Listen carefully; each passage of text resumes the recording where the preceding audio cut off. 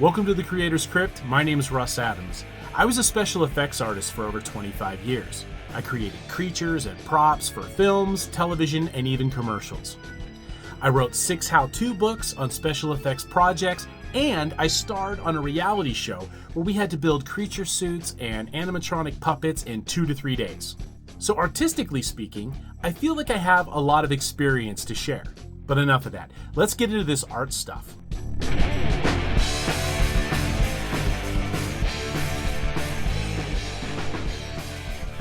Welcome to the Creator's Crypt. Again, my name is Russ Adams. Let's talk about the payment misconception that seems to plague every artist.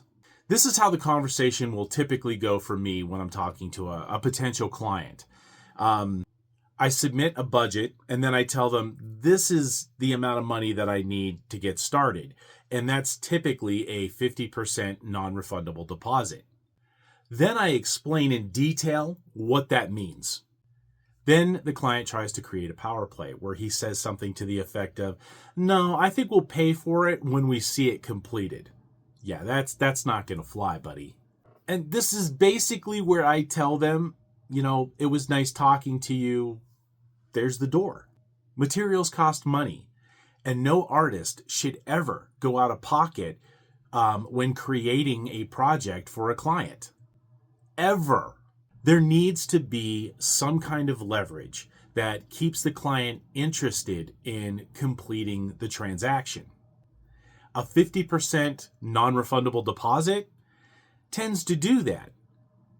It takes a little bit of pressure off their wallet and gives them a little bit of time to raise the balance while you're working. It also makes them think twice about backing out, because if they've invested, say, $10,000 in a project, that's hard to walk away from. If they have no investment in the project, then no matter how great of a job you've done, they can just come out and say, "You know what, we're just not interested anymore," and leave you holding the bag. Clients, mainly indies, get in over their heads all the time. It's like the one thing that they all have in common. And the other common denominator that they all seem to have is they want something like a creature suit that is Emmy and Oscar award winning, but they don't tend to have the budget for that. So think of the alternative scenario. The artist spends $10,000 out of pocket to create this project for this client. And the broke-ass client is nowhere to be found when the project is complete. Or the client takes years to pay off that project and it sits there aging away until it is paid off. I guess who gets hurt in that case? The artist, that's who. I won't even start a project without a 50% non-refundable deposit. Never going to happen. And if it's something like a rush order and they need it in less than 30 days, 100% non-refundable payment is due before I start. Why? Because that is a whole lot of work being crammed into a short amount of time. And, it's not really my fault that their planning was so poor. Clients back out for all kinds of reasons, and it's rarely because of the artist. They go broke during the project development. They can't finish raising the money that they needed to raise. And others just don't manage their money well. And no one is going to come in off the street looking for that pink minotaur with the glitter horns that this client needed specifically for his project. So you're not likely to sell this thing to anyone and make your money back. And when it boils down to it, this is none of my concern, and it shouldn't be any of yours. Because it's certainly not my fault, and I'm not going to let it become my problem. And that 50% non-refundable deposit is a favor that I'm doing for the client. Because once the money reaches my financial institution, I will start ordering the materials and I'll get to work. But if that client drops out for any reason after that, then he forfeits the deposit and the project. And I let them know all of this up front. In the agreement, it says that the client won't get their money back.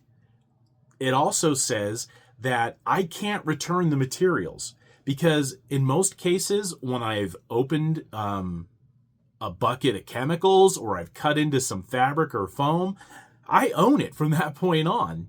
And no, the client cannot have those materials. They're basically shit out of luck. So what's stopping me from just taking their 50% non-refundable deposit and running away with it? Well, my reputation, for one. I spent years cultivating my reputation in both Hollywood and special effects. And if they would have done their research before contacting me, they'd know that. And once the job is done, I show the client either videos, pictures, or in person if possible. And the client has to pay for the project completely before it leaves my custody. Because once it's left my custody, I no longer have leverage to ensure that he's going to pay me the rest of the money. And there's no amount of coercion that's going to change that. And I don't care if the shoot is tomorrow and they need the suit. That's their scheduling problem, not mine. Basically, I don't give a fuck about their situation, because in my experience, almost 30 years in the industry, I know that they don't give a fuck about my situation.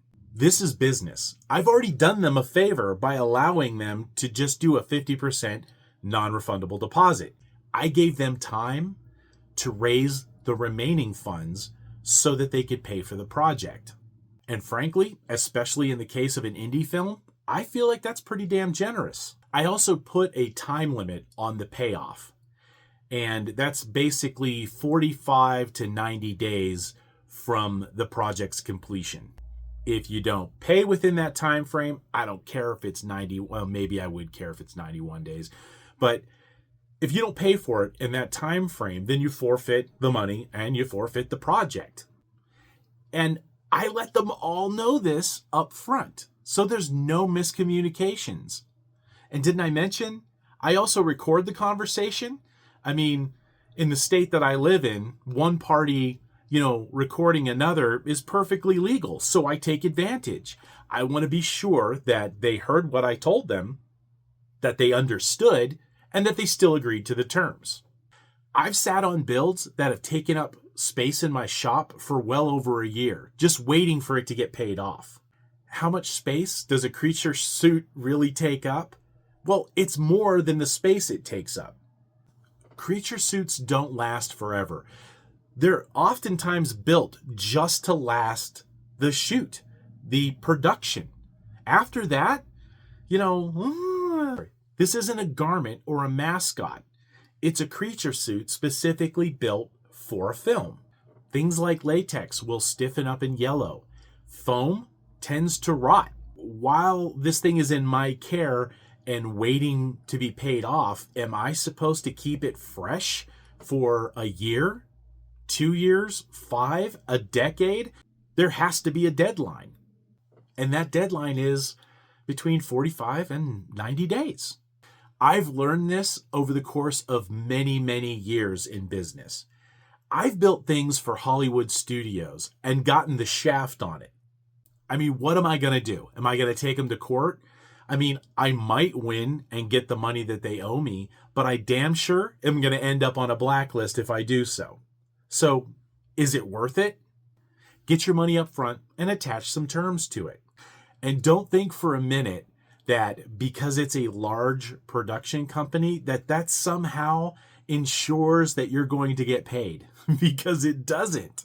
Filmmakers are shameless. I've had filmmakers and producers promise the world and never deliver. Reels have been promised and they've never been received. Credit was promised and it was never given. And connections and first refusals were often granted, but never fulfilled. Big surprise.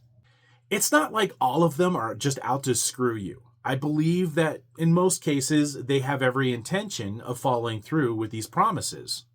But something happens between the promise that's made and the completion of the project. It could be that they went broke, or it could be that they got screwed out of their own project. It could be that their hands are tied. It could be that they have just gotten sick and tired of the industry and walked away completely. I really don't care. If the tables were turned, they wouldn't give a shit about my issues. It's a business. It's a screwy business, but they need to pay me before they get anything in return. And hey, they don't have to hire me. I'll just say something like, it was nice talking to them, and there's the door. Thanks for tuning in this week. I hope you got something positive out of my opinion piece, and I hope to see you next week.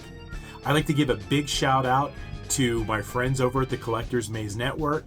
If you're looking for a collection of podcasts that are all things geek, then this is the group for you. The Collector's Maze Network has podcasts dedicated to fan-based television, toys, everything geek. So go check them out. They've got upwards of 20 podcasts as of right now, and it's growing every day.